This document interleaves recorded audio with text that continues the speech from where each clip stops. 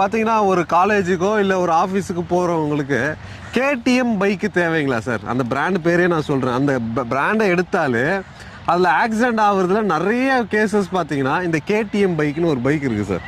அந்த பைக்கில் அப்போது ஓட்டுறவங்க முக்கால்வாசி பேர் வந்து இந்த மாதிரி ஸ்டண்ட் பண்ணுறதுக்குனே வாங்குறது. பேரண்ட்ஸுக்கு தெரியாதுங்களா இந்த மாதிரி பைக் நம்ம பையனுக்கு தேவையா? தேவையில்லை. அவன் ஒரு ஆஃபீஸ் போயிட்டு வரானா அதுக்கேற்ற மாதிரியான பைக்கு தான் கொடுக்கணும். அதுக்கேற்ற மாதிரியான சிசி கம்மியாக இருக்கிற பைக்கை தான் வாங்கி கொடுக்கணும். ஸோ பேரண்ட்ஸும் அவேர்னஸ் இருக்கணும். பசங்க என்ன பண்ணுறாங்கன்றது அவங்களுக்கு தெரியணும். யார் கூட போகிறாங்க. இப்போ கூட லேட்டஸ்ட்டாக லாஸ்ட் வீக் வந்து என்னோடய ஒய்ஃபோட ஃப்ரெண்டோட அவங்க பொண்ணு வந்து ஒரு ஆக்சிடெண்ட்டில் இறந்துட்டாங்க. அவங்க பாய் ஃப்ரெண்டோட போயிருக்காங்க. இப்போ தான் வேலைக்கு ஜாயின் பண்ணியிருக்காங்க. பின்னாடி தான் உக்காந்துட்டு போயிருக்காங்க.